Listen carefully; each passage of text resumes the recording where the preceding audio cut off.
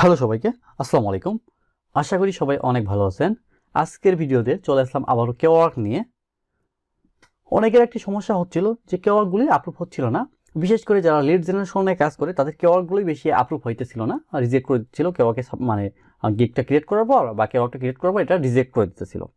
তো আজকে কেওয়ার্কের এই সমস্যার সমাধানগুলি নিয়ে চলে আসলাম। কী কারণে সমস্যাটা হয়, কি করলে সমস্যাটা সমাধান হবে, কি করলে গিগগুলো আপলোড হবে, সবগুলো আমি ভিডিওতে বিস্তারিত বলে দিব।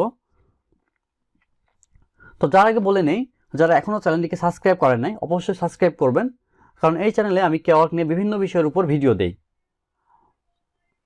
তো এই চ্যানেলে ভিডিও দেখার পর অবশ্যই আপনি কেওয়ার্ক থেকে ইনকাম করতে পারবেন। আর আরেকটা কথা সবাইকে বলি, যারা এখনও keork.ru-তে অ্যাকাউন্ট করেন নাই তারা অবশ্যই অ্যাকাউন্ট করে ফেলবেন, কারণ অলরেডি আমার ভিডিও দেখে অনেকেই keork.ru থেকে বায়ার রিকোয়েস্ট দিয়ে টাকা ইনকাম করতেছে। তো আর দেরি না করি চলে আসি আজকের বিষয়ে। চলুন আমরা সার্চ করি কেওয়ার্কে। আমরা লিড জেনারেশন নিয়ে কাজ করবো এখানে।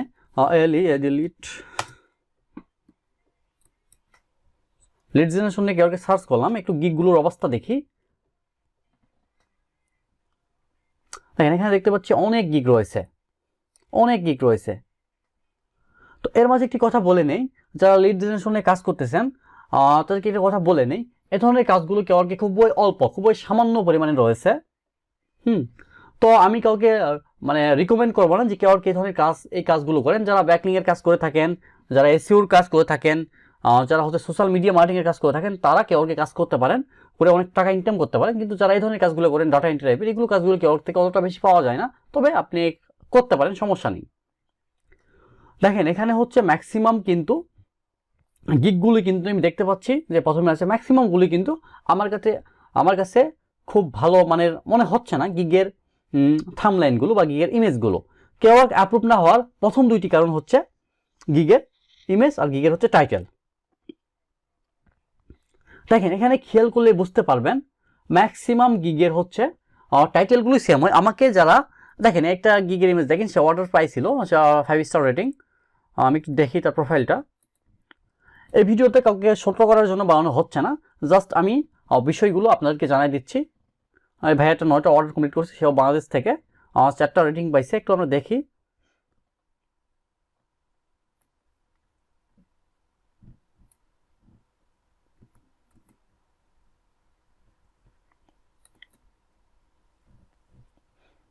আচ্ছা যাই হোক, নিচে আর না দেখি। দেখেন এই ইমেজটা কিন্তু ওটা ভালো না বা ইফেক্টিভ না। দেখেন খুব বেশি কিন্তু ইফেক্টিভ না।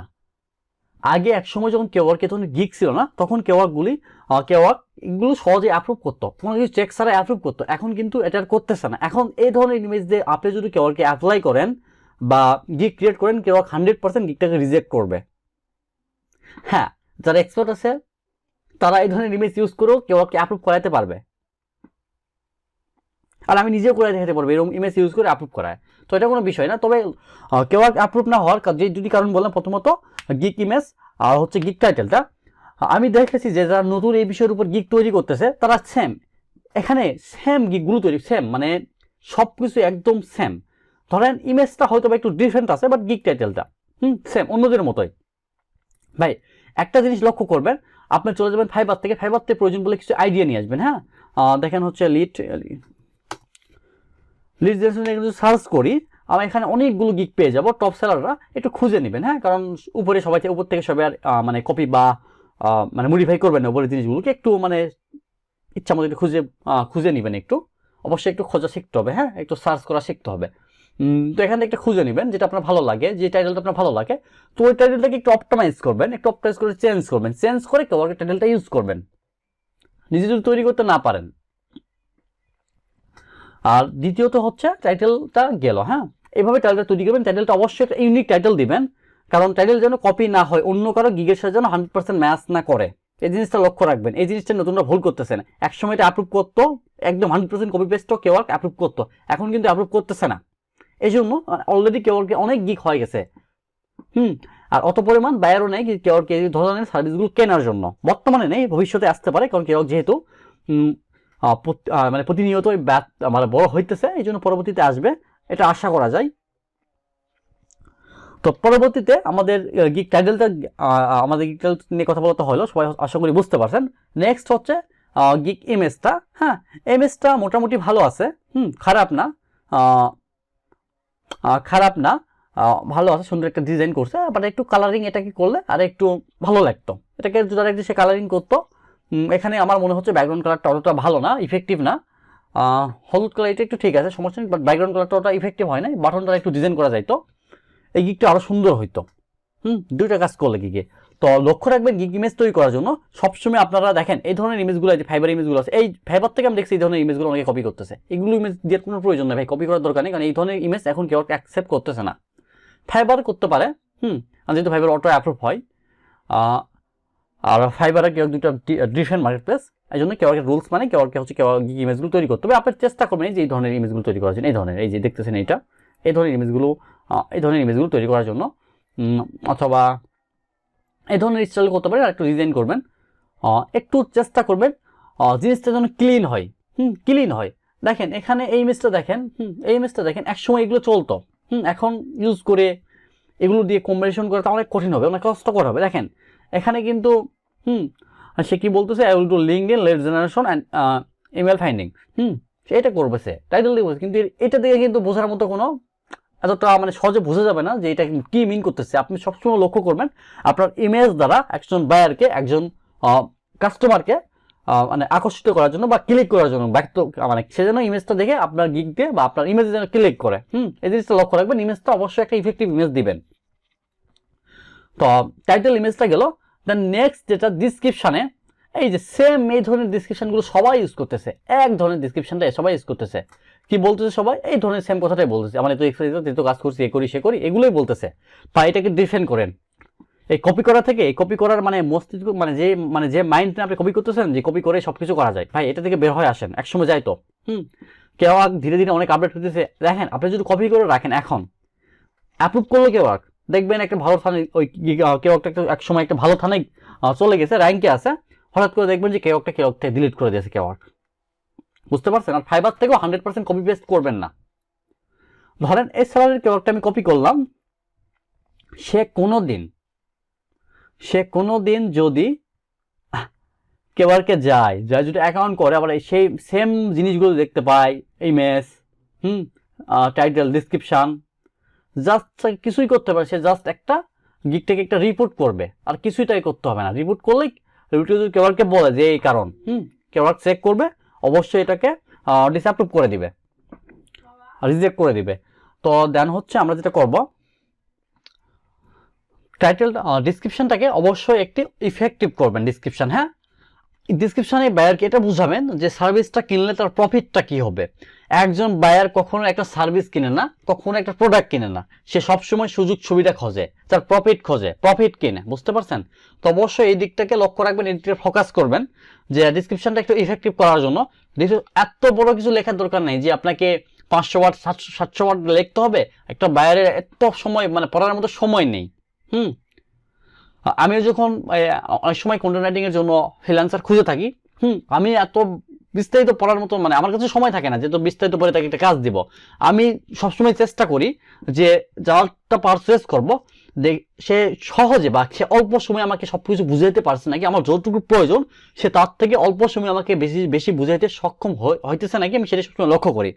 তো ক্লায়েন্টও একইভাবে ম্যাক্সিমাম ক্ষেত্রে ক্লায়েন্টের লক্ষ্য করে যে কম সময়ে সবকিছু, মানে এটা অনেক বড় একটা কাজ করে, বা অনেক বড় একটা মানে গিগ র্যাঙ্কিং এর ক্ষেত্রে, বা হচ্ছে বেশি অর্ডার পাওয়ার ক্ষেত্রে অনেক ভালো একটা কাজ করে। আমি নিজে দেখছি এটা ফলো করে, এইভাবে কাজ করে। শর্ট একটা ডিসক্রিপশন করবেন, আবার হচ্ছে শর্ট ডিসক্রিপশন করার পর আপনি হচ্ছে মানে শর্টের মধ্যে সবকিছু শেষ করে দিবেন, যে আপনি ভালো করে বায়ারকে সবকিছু বুঝাবেন। তো নেক্সট টাইম এই সেকশনগুলো রাখা ভালো, এই সেকশনগুলো রাখলে গিগটা অনেক প্রফেশনাল মানের হয়।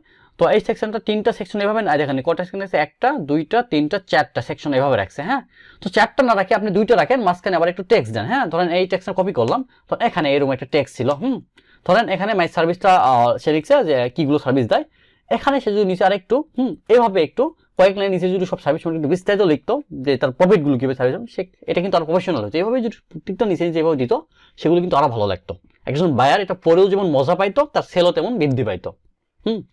তো অবশ্যই গিগটাকে গিগের ডিসক্রিপশনটাকে ঠিক করবেন। আমি বরাবর সবাইকে এক কথায় বলছি, সবসময় দেখতেছি যে তাদের এগুলো জিনিসগুলো ঠিক নেই, সাধারণ জিনিসগুলো তাদের ঠিক নেই। তবে ভাই কিভাবে কেওয়ার্কটা এখন অ্যাপ্রুভ, একসময় অ্যাপ্রুভ হইতো, বলছি আগেই বলছি। তো আর কথা না বাড়ে চলে যাচ্ছি keork.com এর মানে হোম পেজে। তো এখান থেকে আরো কিছু কারণ আছে কেওয়ার্ক অ্যাপ্রুভ না হওয়ার। চলে যাবো আমরা হচ্ছে ফুটারে চলে যাব। ফুটারে যাওয়ার পর আমরা দেখতে পাবো এখান থেকে অ্যাপ্রুভাল প্রসেস ফর কেওয়ার্ক। এখানে ক্লিক করব। এখানে ক্লিক করলে কেওয়ার্কের আরো রুলসগুলো দেখতে পারবো। যে কেওয়ার্ক কিভাবে অ্যাপ্রুভ হবে বা কি কি মানে সবগুলো কেওয়ার্ক অ্যাপ্রুভ সবকিছু বিস্তারিত এখান থেকে আপনি জানতে পারবেন। এখানে পরে 18টা জিনিস উল্লেখ করা আছে, আপনি এগুলো একটু পড়ে নেবেন। হ্যাঁ, জিনিসগুলো পড়ে নেবেন। তো এরপরে বলি, যারা হচ্ছে এমন সার্ভিসগুলো কেওয়ার্ক কখনো অ্যাপ্রুভ করবে না যেটা কেওয়ার্কের হচ্ছে রুলস নিয়ম নীতি না মেনে তৈরি করা হয়। আর সেম সার্ভিস কখনো তৈরি করবেন না। মানে ধরেন এই সেলারটা ধরলাম আমি এটাকে কেওয়ার্ক, আচ্ছা চলে যাচ্ছি, আবার হচ্ছে একটা ওপেন করলাম।